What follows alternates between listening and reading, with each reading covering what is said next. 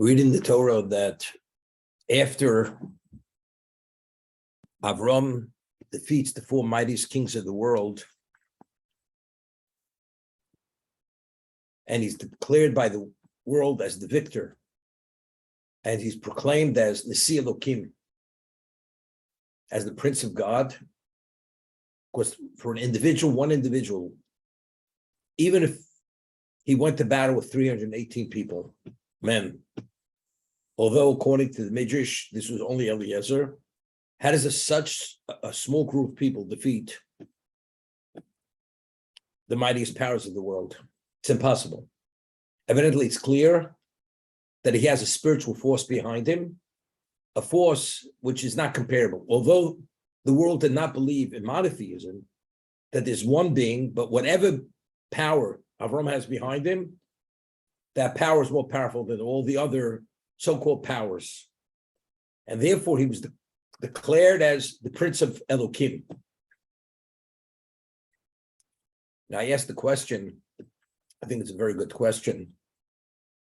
We find that when the four kings defeated the five kings, one of the five kingdoms that was defeated was the kingdom of Sodom. And the Torah tells us that the king of Sodom had fallen into a lime pit. When a human being falls into a lime pit, one does not come out alive. So a man who's so evil, why did God perform a miracle? It's like a person falls into a pit of sulfuric acid or into a body of water that has piranhas in it. I've seen a video. A water buffalo goes into a body of water that has piranhas. Within moments, every bit of the flesh is stripped off that water buffalo. Person, could you fall into a lime pit and come out alive? But the Torah tells us he did come out alive. Why did God perform the miracle that the king of Sodom should come out of life from a lime pit? So Rashi brings the Midrash, very interesting, because word was out that Avraham was given an ultimatum: either bow to the idol or go into the kiln. He went into the kiln, he came out alive. People questioned whether that was folklore or that was reality. So when people realized and heard that the king of Sodom came out of a lime pit, now they're able, this gives credence to the fact that Avraham came out of the kiln. Yeah. The reason why God performed the miracle on behalf of the king of Sodom, who's the personification of evil, he came out of the lime pit. So people should believe the fact that factually Avraham came out of the kiln, which is impossible. So the obvious question is, if the king of Sodom, who is evil, who defies God with a vengeance, if he comes out of the lime pit, what does that say about Avraham? That he's a special man? You say these things happen. The king of Sodom, if the king of Sodom come out of the lime pit, why shouldn't Avraham come out of the lime pit? But that's only to confirm the fact that Avraham did come out of the kiln. So now we know that. So you tell me, what's the takeaway? I think it's a very good question. So the way I understand it is this. After this he came out of the lime pit. Ultimately, who was the victor? Soon after this, Avraham went to battle against the four kings because they had taken his nephew captive, and he was the victor. How does one individual with a handful of men defeat the four mightiest powers of the world?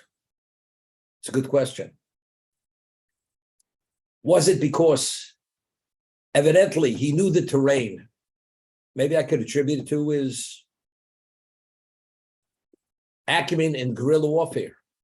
Maybe Avraham was able to outwit the four kings because he knew the terrain better than they did.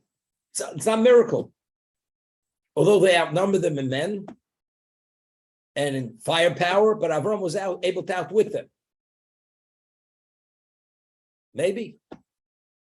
So how do we know that it was Elokim, that it was a spiritual force behind him, and it wasn't Avram's own ability to somehow outmaneuver the four mightiest kings? You know what the answer is? A moment before, one of the captives was the king of Sodom. And what happens? He comes out of the lime pit. It's a miracle. Why did the miracle happen? I don't know. He's evil. But these things happen. Now, Avram goes and defeats the four mightiest kings. Do I attribute it to his ability of outwitting them, and this is guerrilla warfare, or no? Avram has a power behind him, and due to that power, he's able to defeat the four mightiest kings. And that power is greater than all the powers. You know how I know this? Because since they say, it may be hearsay, that he came out of the pit kiln, which is unheard of, that means he has some power behind him. So you say, therefore what? But now I understand that power allowed him to defeat the four mightiest kings. So first we have to confirm fact, the king of Sodom came out of a lime pit. These things happen.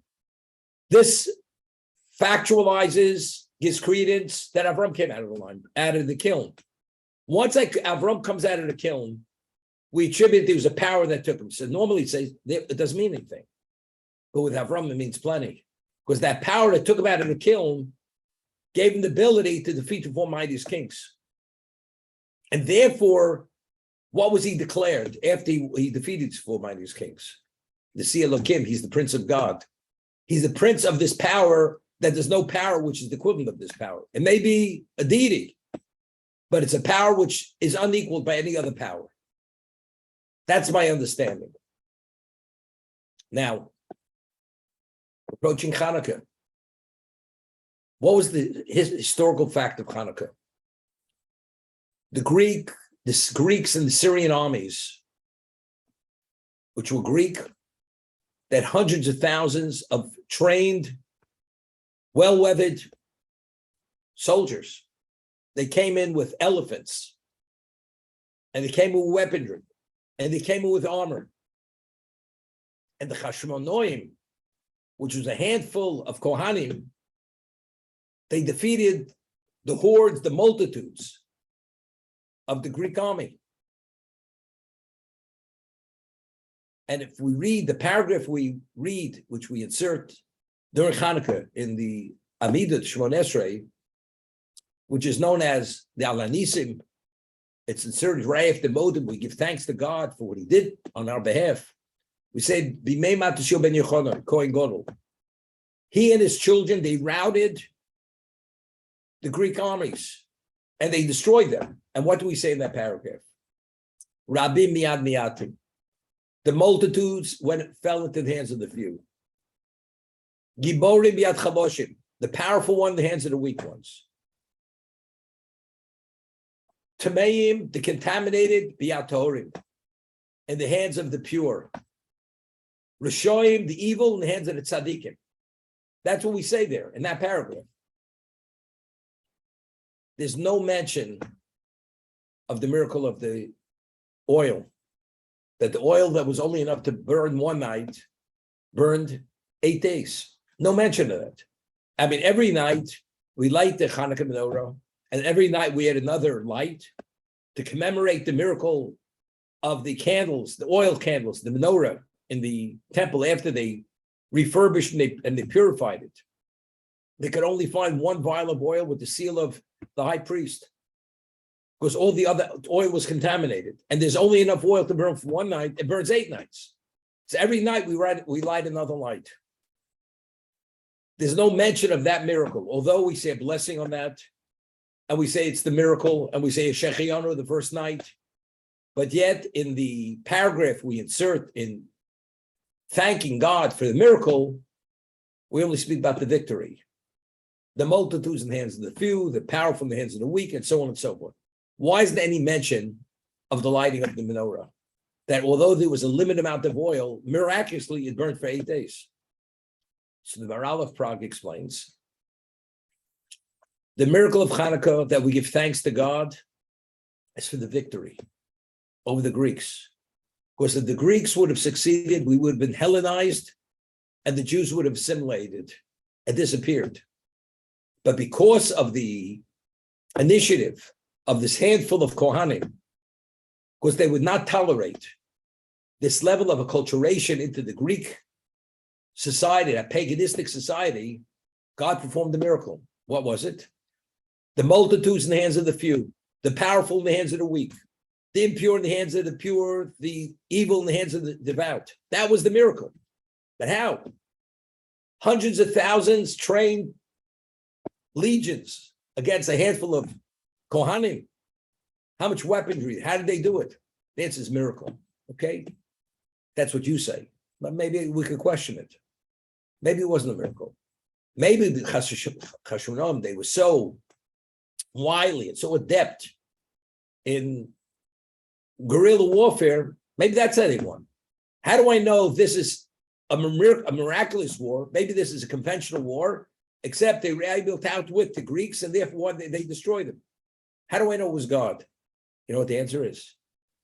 Because they found one vial of oil right after the story, after the victory, and it was only enough to burn one night and burned 8 nights. So what does that say? That is impossible unless it's a miracle. So what God is saying, my hand is here. As my hand is here now, a moment ago when you brought about victory, that was my hand. It was miracle. That victory came through miracle. It wasn't a conventional war.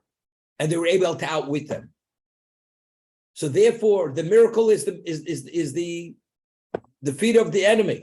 It's the victory. It's reestablishing the Judaism for what it should be, to prevent assimilation, not to be acculturated with the paganistic Greeks, except to be able to appreciate that it was God who brought this about. We needed an event which is only understood within the context of miracle to illuminate the fact that the battle was a miracle, the victory was a miracle. Identical to Avraham Avinu. Avraham, our patriarch, he with a handful of men defeated the 4 mightiest kings. But how do we know this was some kind of supernatural power that was behind him? Maybe Avraham was able to outwit them. Avraham had an ability. The answer is, because a moment before that, who came out of the lime pit? The king of Sodom, although he was evil.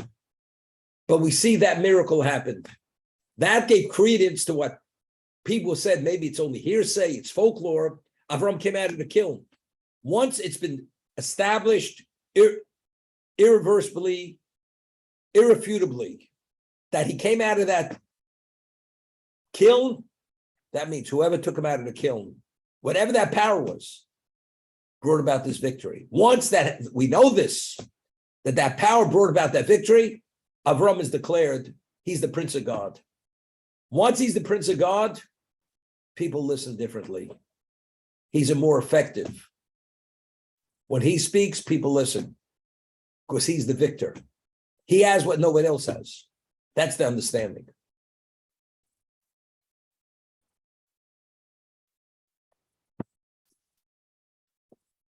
Now, after the victory, many people were killed through miracles.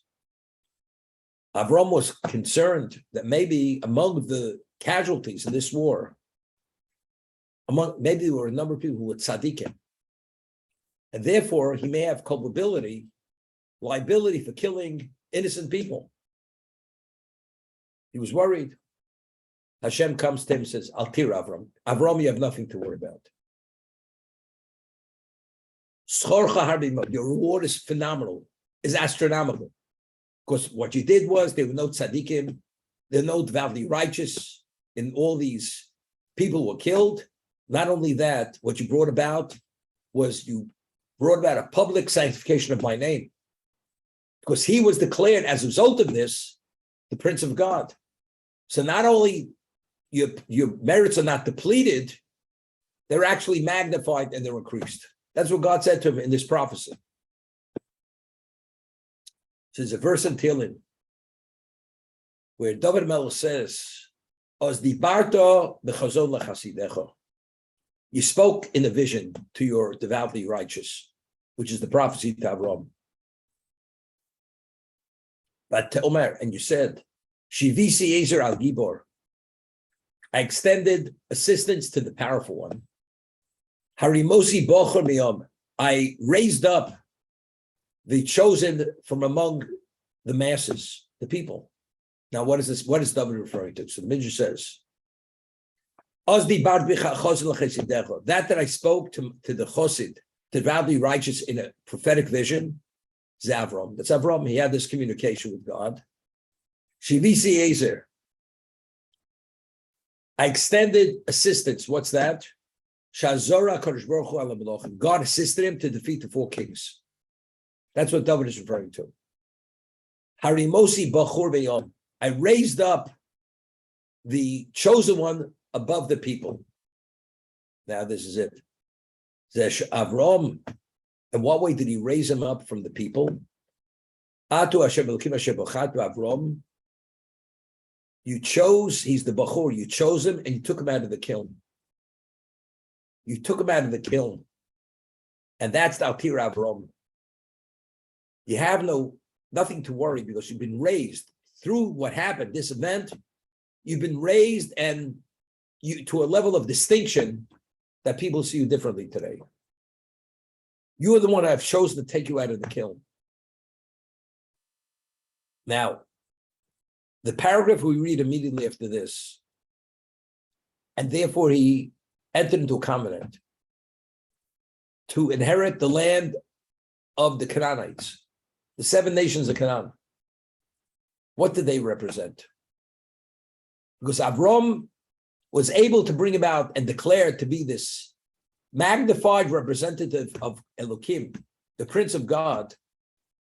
God said, now you will what? You will expunge existence. You will remove evil from existence. That's how the Bachor comes the word, the chosen one. You've been chosen to be uplifted from the ordinary people, from the masses, for this purpose.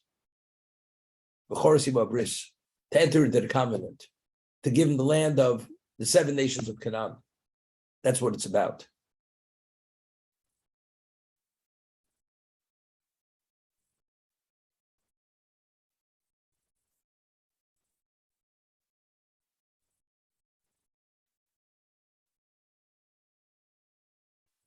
You know, it's interesting. Like I told the story about Rabbi Sol Salata and his son, where his son, unfortunately, became irreligious. He sent him to university because he felt he'll be able to be effective, to do tremendous outreach. And he was a genius similar to his father, but he did not hold the candle up to his father's genius. And he was the only Jew ever to win an award in quantum physics from the Tsar, who was a rabid anti-Semite. So in the eyes of the non-Jews or the secular Jews, this was a sanctification of God's name. But Rabbi Shosla was pained by this, because through this experience, he became irreligious. And he would always speak about his father in glowing terms of what kind of genius he was. That he's special. He's head and shoulders above everyone, above all the great intellectuals, the physicists, the scientists. So there's his non-Jewish colleague says to the son, what are you talking about? Your father's a provincial, archaic, backward human being. And you speak to him. You who are the genius of geniuses, who received this award from the Tsar, the only Jew, and you speak about your father in such glowing terms. I've told the story many times. So he says to his colleague who was a Gentile, he says, you know something? I think it's worthwhile to make a trip to Vilna. I want you to introduce you to my father. And you see exactly what his capability is, what his capacity is. See, they arrive in Vilna. Rabbi Soslant is happy to see his son, introduces him to his colleague, this Gentile, who was working on a thesis for 6 years, whatever it was, and he couldn't solve the problem within physics. And he shows it, and he told his colleague, the Gentile, you explained the problem and you need a solution to my father. Within 5 minutes, he will sketch it on a piece of parchment and you'll have your thesis. He says, impossible. I've been working for 6 years. I haven't even scratched the surface. I haven't made a dent in it. I don't even know where I'm going. And you're telling me your father will get it in 5 minutes and be able to give me the core of my thesis? He says, yes. Okay. If you tell me at night, midnight, the sun is shining, it'd be the equivalent of that. Comes to his father and he explains it to his father. His father spoke Russian. Salanta spoke Russian. And so Salanta, he has his quill and he has his piece of parchment. And within 5 minutes or less, he sketches the sketch exactly what has to be done. This Gentile nearly passes out. Okay, he's never seen anything like it. Instantaneous clarity, got to the core of issue with the solution, that's it. But he was known as a world-renowned rabbi, holy spiritual person. He swims in waters which no one else swims in. It has no relevance to reality. When he sketched this to this Gentile, how did this Gentile now see this great rabbi? In what context? There's nobody in the secular world. There's nobody in the physical world who's the equivalent of this man. Because of that one event that he appreciates his genius and he surpasses anybody in physics, therefore all of a sudden he's taken on a new dimension of importance. The man has no relevance to understand what holiness is, what spirituality is. Nothing. But this is the eye-opener. Avraham, he defeated the four mightiest kings. That means he has something no one else has. He came out of a kiln. He has that power behind him. Nobody else comes out of kilns. To bring about such a result. The king of Stone came out of the lime pit. But as they say, therefore what? No, the cat fell off the roof. See, cats have 9 lives, right? And it didn't die. Therefore what? It's a miracle. Therefore what? But you realize it's a Siamese cat. It's an Asian cat. It's a Siberian cat. Therefore what? But if you come out of the kiln and you defeat the four mightiest kings, there's a lot to talk about. This man is what? He's in control of the world because the power behind him dictates existence. You see, Elohim. Now you're the Prince of God in our midst. It's a whole different reality. Not they had an inkling and understanding of who Avraham was. Doesn't make a difference. I always say, the patriarchs were phenomenally wealthy. What did need such wealth? The wealth is only to facilitate certain things. Because what does the world respect? What does the world revere? You think they revere